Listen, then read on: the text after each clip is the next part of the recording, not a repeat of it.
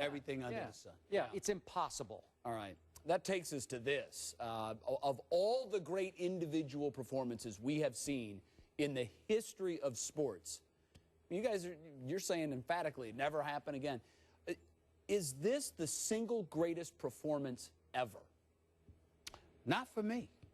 Wow. And I know it's phenomenal, but you got Don Larson in the World Series. Right. Perfect game. You can't ignore that. But for me personally, I'm just partial, obviously. You know, it's nothing definitive. But to each his own on this one. Muhammad Ali knocking out George Foreman to recapture the World Heavyweight Championship after all he had endured, all he had been through. I mean, to me, is the single greatest moment in sports that you know, one of anyway, that I've seen. I was there when Michael Jordan hit the J. You know, I was there. I watched him drop 63 on Boston at Boston Garden when Larry Bird said he's God. You know, but Muhammad Ali, because people forget, everybody talk about Mike Tyson in his heyday, the most menacing heavyweight of all time. And obviously, because you're a heavyweight, and if you're menacing, that would make you the most menacing boxer of all time. It would be George Foreman. So much so that people in his own camp were crying when they knew he had to go into the ring. And he was basically cussing at them, saying, if nobody believes, whoever don't believe in me, stay back here. Don't even come here with me. Don't even come to the ring with me. He wasn't having it, okay? But they were literally scared for his life. Yeah. And when he knocked out George Foreman, my father, my daddy, cried because he was the biggest Muhammad Ali fan. He says to this day it was the only fight he couldn't watch. He cringed when Ali fought the Thriller in Manila against Frazier because they were going at it. But he was petrified of George Foreman so much that every blow, he was scared. He cried because he couldn't believe that Ali survived, let alone won. Yeah. Okay. That's a good one. That's up there for me. Okay. But if we're going to do boxing, that night I thought Ali tricked George Foreman. Sure. He outfoxed George Foreman. He won more with his head than his athletic ability. No question.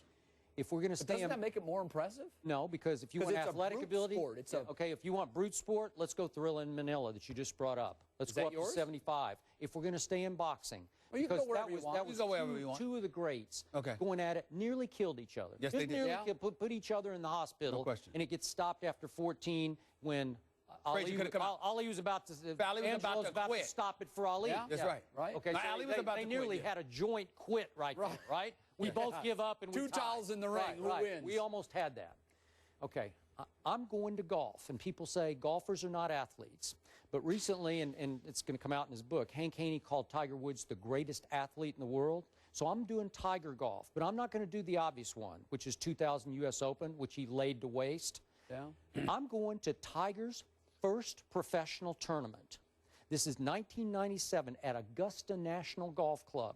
And let's talk about degree of difficulty. This is your first professional tournament against the deepest international field of the year at a very private golf course on which many minorities from the past, starting with Lee Trevino up to Calvin Peete, had not been very comfortable. So Tiger's walking into a place where you can't be very comfortable with extreme expectations as the greatest young golfer ever to hit the tour. And in his first professional tournament, he shoots 18 under par and wins by 12 shots. And I realize it's not a game, so we need a definition here. No. It's basically 4 days. I went with greatest single performance. Okay, because I know. fits in. Yeah, because this was the most staggering thing I've ever seen on degree of difficulty for Tiger Woods to obliterate the Masters field in his first attempt.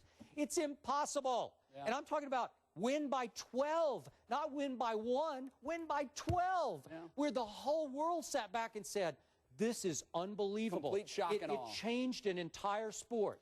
2000 didn't change the sport at the U.S. Open. That was just Tiger at his best doing what he was doing. And everybody was afraid of Tiger. We were used to him doing it. Nobody was afraid of Tiger in 1997. Jay, may I say something? Sure.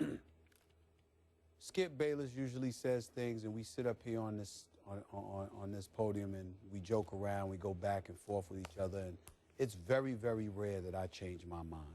You are absolutely 1,000% correct. Wow. I appreciate it. I'm going to tell you why.